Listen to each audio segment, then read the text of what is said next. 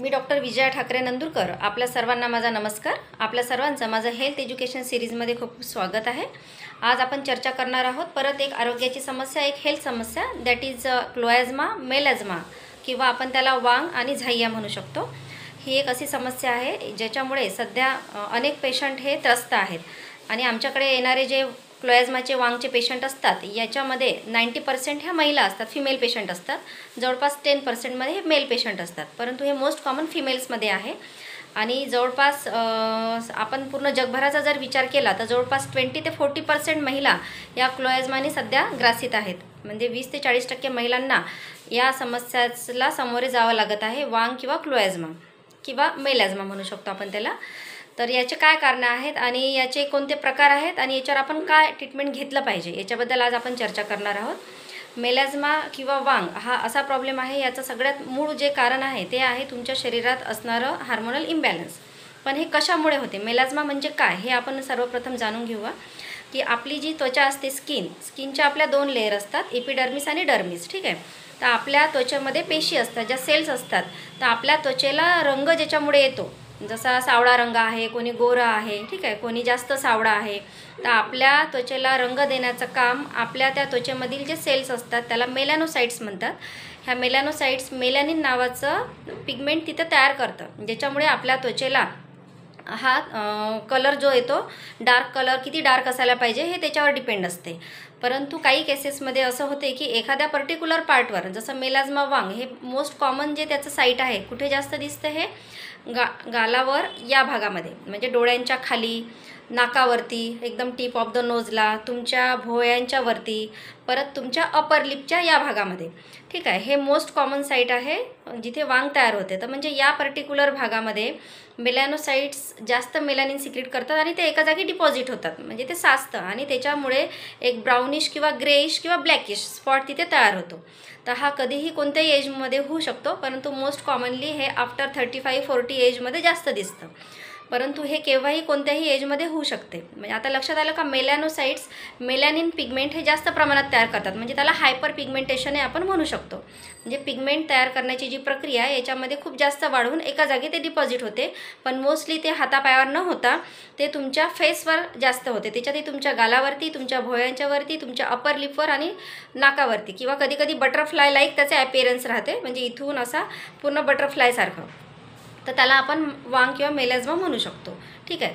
त्याच्यानंतर त्याचे कारणं काय आहेत. आता मेलॅझमाचे सगळ्यात मोस्ट कारण आहे तुमच्या शरीरात असणारा हार्मोनल इम्बॅलन्स, किंवा तुम्हाला जर काही प्रॉब्लेम असतील जे हार्मोन्सशी रिलेटेड आहेत, जसं कोणाला PCOD असेल, कोणाला थायरॉईड असेल, तर जे प्रोजेस्टेरॉन आणि इस्ट्रोजन जे हार्मोन आहे याचं प्रमाण जास्त झालेलं असेल किंवा ते नॉर्मली तुमच्या ब्लडमध्ये दाखवत असेल, तरीही त्या पर्टिक्युलर सेन्सिटिव्ह एरियामध्ये त्याचं सेन्सिटिव्हिटी त्या एरियात जास्त झाल्यामुळे त्या हार्मोन्सला तिथे पिगमेंटेशन हे मेलॅनिनचं हे वाढते. हा एक स्टडी आहे. परंतु अजूनही तुमचं जर टेस्ट केलं तर ते हार्मोन इम्बॅलन्स दाखवते किंवा नाही, किंवा नॉर्मल आहे हे असू शकते, हे सांगता येऊ शकत नाही सध्या.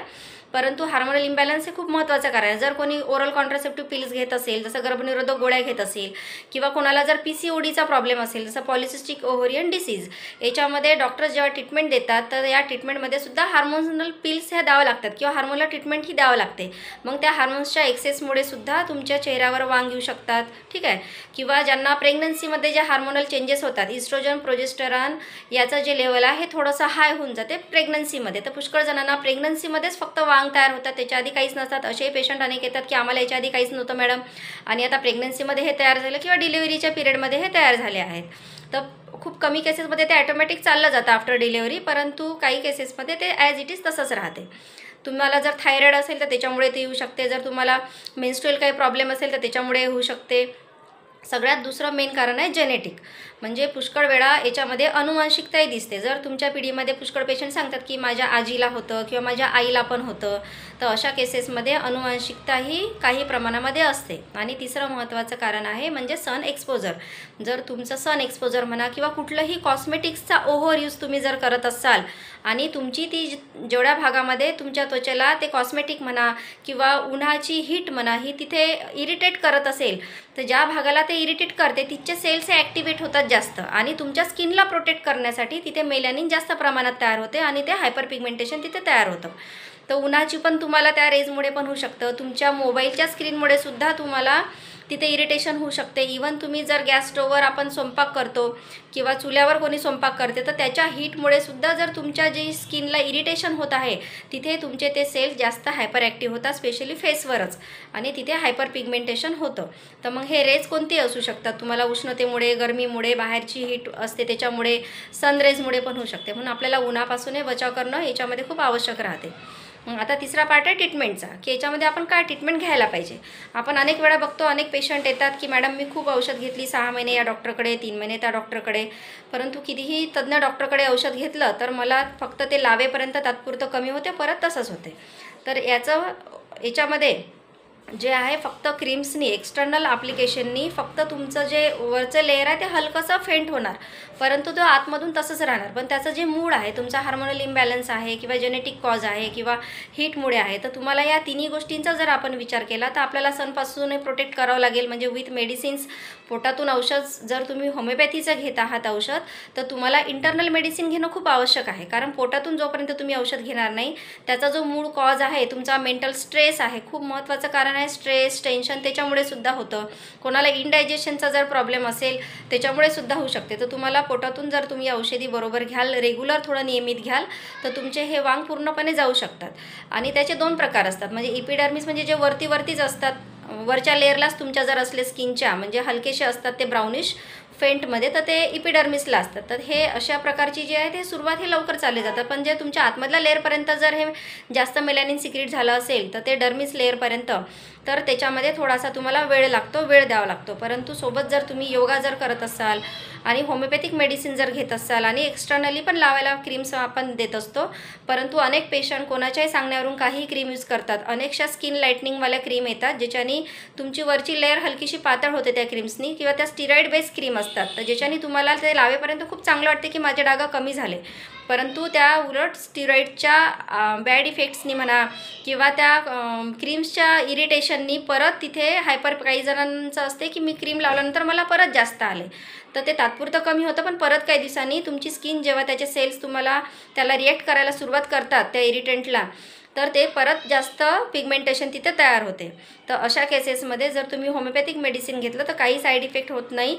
कारण त्या क्रीम्सनी जसं स्किन लाईट क्रीम आहे, मेला केअर क्रीम आहे, तर ह्या क्रीम लावण्याची पद्धतही तुम्हाला माहिती नसते. कोणी सांगितलं म्हणून ते तुम्ही यूज करता, ट्राय करता, परंतु ते जर तुम्ही योग्य पद्धतीने यूज त्याचा नाही केला तर त्याचे खूप साईड इफेक्ट आहे. तुमची वरची त्वचेची लेअर ही जळू शकते, अक्षरशः त्याचे छिलटेसुद्धा निघतात, मग पांढरे डाग तिथे तयार होतात, मग त्याच्यानंतर ते खूप डार्क काळं होतं, पहिले लाल होतं, व्हाईटिश होतं, मग काळं पडते. तर हे त्याचे सगळे बॅड इफेक्ट्स आहे. पण जर तुम्हाला असं वांग, क्लोएझमा जर दिसलं, तर क्लोएझमा म्हणजे काय, जे प्रेग्नन्सीमध्ये वांग दिसतं त्याला क्लोएझमा म्हणतात, आणि जे इतर वेळेस जे वांग दिसतं त्याला मेलॅझमा म्हणतात किंवा झाय्या म्हणू शकतो. पण अनेक पेशंट आता सध्या 90% फिमेल्समध्ये हा प्रॉब्लेम आहे आणि जगातील 20 ते 40% महिलांमध्ये हे कॉमन प्रॉब्लेम आहे. तर याच्यासाठी तुम्हाला तुमचं हार्मोनल बॅलन्स जर करायचं असेल, त्याच्या मुळाशी जर आपल्याला काम करायचं असेल, तर होमिओपॅथिक औषधं खूप चांगल्या प्रकारे काम करतात. होमिओपॅथीमध्ये अनेक औषधी आहेत, जसं sepia, natrum mur, pulsatilla, causticum, silicea, berberis aqua, mother tincture खूप चांगल्या प्रकारे त्याच्यात ते काम करते. परंतु ते कसं घ्यायचं, त्याचा डोस किती दिवस आपल्याला घ्यायचा आहे, ते किती प्रमाणात वापरायचं आहे, परत एक्सटर्नली लावायला खूप साऱ्या क्रीम येतात वेगवेगळ्या, तर तुमच्या स्किनला काय सूट होते हे तुम्हाला तज्ज्ञ डॉक्टरच त्याच्याबद्दल तुम्हाला सांगू शकतात आणि मार्गदर्शन करू शकतात. म्हणून आपल्या त्वचेला काहीही यूज करायचं असेल तर आपल्या डॉक्टरांच्या सल्ल्यानेच ते नेहमी यूज केलं पाहिजे. आणि वांगसाठी होमिओपॅथिक मेडिसिन्स एकदम खूप चांगले रिझल्ट्स आहे. फक्त तुम्हाला थोडंसं नियमित औषध घ्यावं लागतं, पण तुम्हाला त्याच्यामध्ये पूर्ण आराम होणार. Okay, thank you.